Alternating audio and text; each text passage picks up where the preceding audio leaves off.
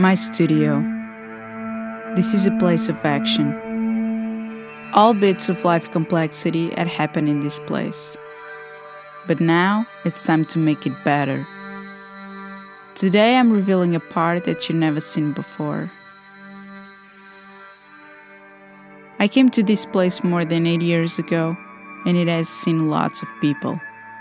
Has been shared, has been lonely, has been fully and empty. 8 years, and it still has been in an embryonic stage.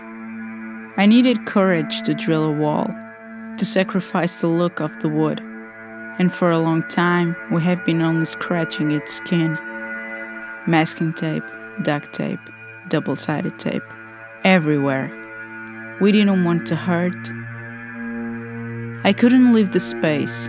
I couldn't fully experience what I needed to experience. I couldn't embrace the space and make it real, and I couldn't stand it anymore. So I made the first hole, then the second. Then I started to absorb a little more each time from what the space would give me. And now, it is time. It's time to make it real, to make it better, make it more functional, happier, more evolved.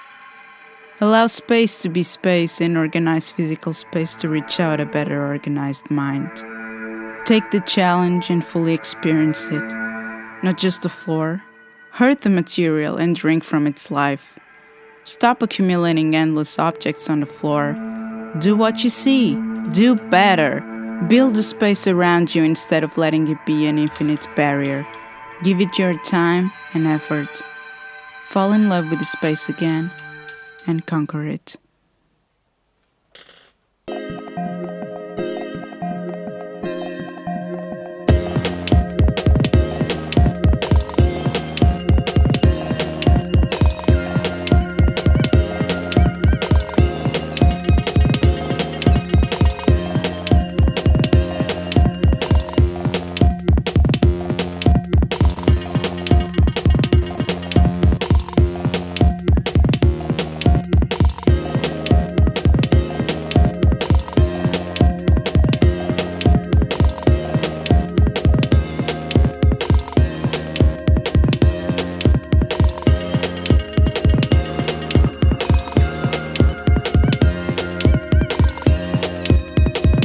I want to raise the bed to a platform so I can use that floor space to work.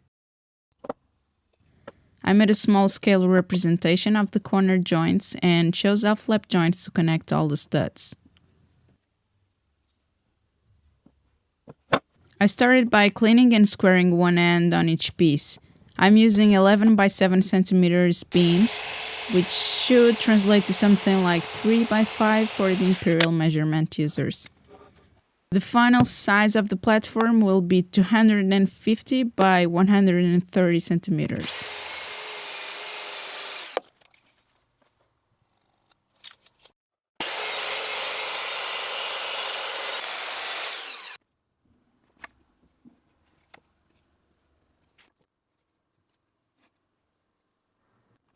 I cut every lap joint with a sliding miter saw, but I needed to put a little piece of wood as a depth stopper since I'm using quite thick material. I adjusted progressively the depth until I got it right, and once I got it, I found that the blade couldn't travel all the way back.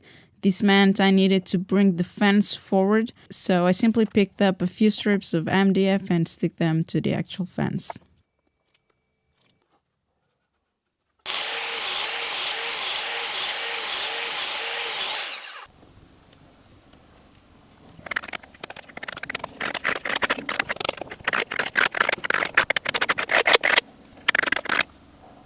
This method of making half laps is really quick once you get the first one right.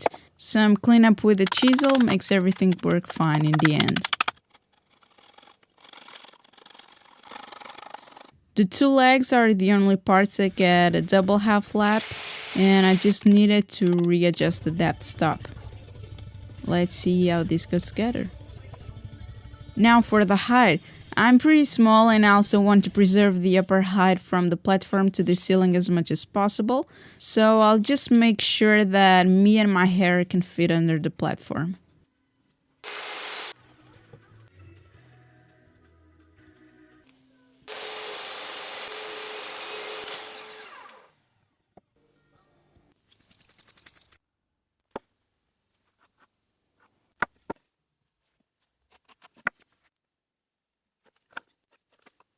For these middle stretchers, I use the stop block on the Microsoft fence to keep the half-lap size consistent on each end.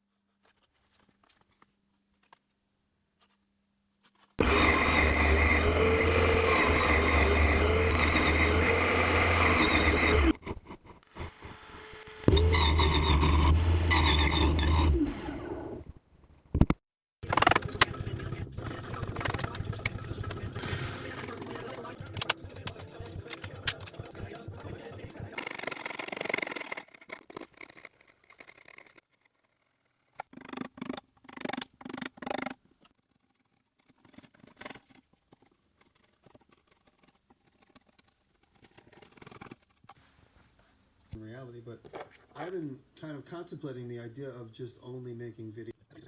I used bolts in every joint that were threaded into the wood itself, and they seem a pretty sturdy option. I wanted the heads and the washers to go below the surface, so I made recesses with a forcing bit before drilling the holes for the bolts.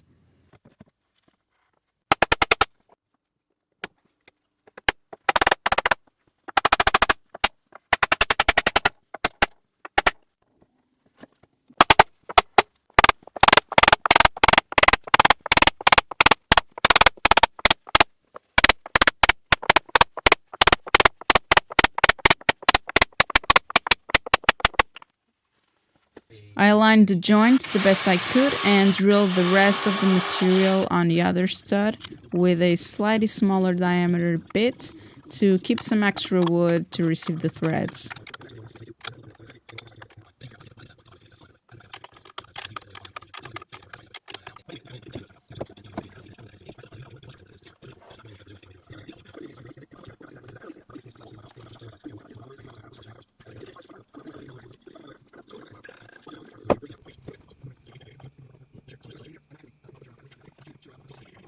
I flipped the structure over to see if everything was good and detached the legs so I could move the structure around.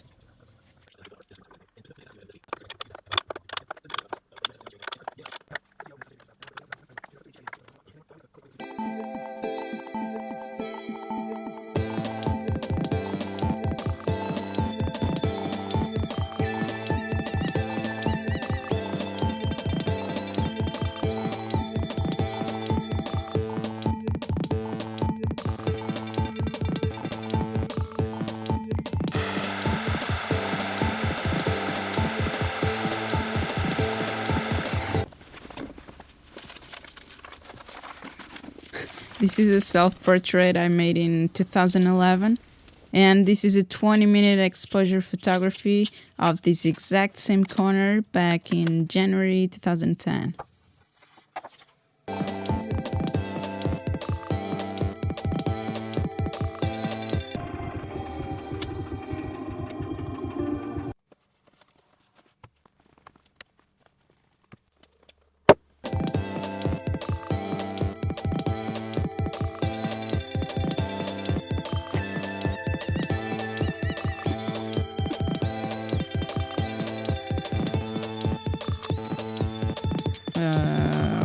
Okay, this is not working.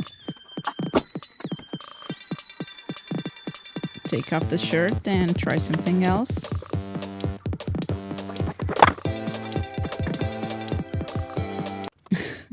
Okay, looks like it is definitely not working. It is way too big and heavy for me to lift up and attach the legs. I need to call that. So?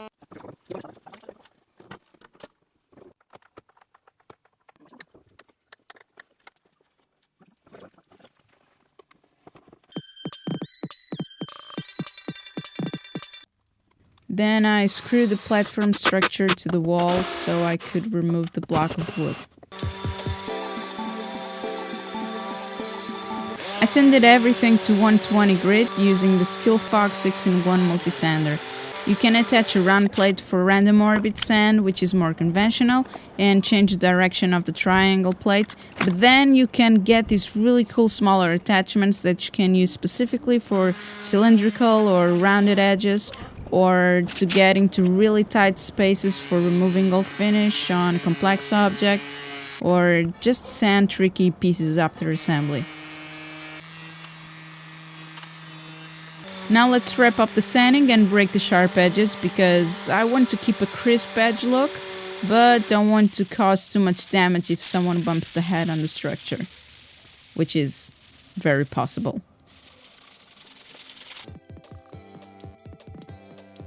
Thank you so much Skillerup for supporting this project. You guys go check out their website because they got some good stuff there, and stick around for episode 2. I'll catch you later.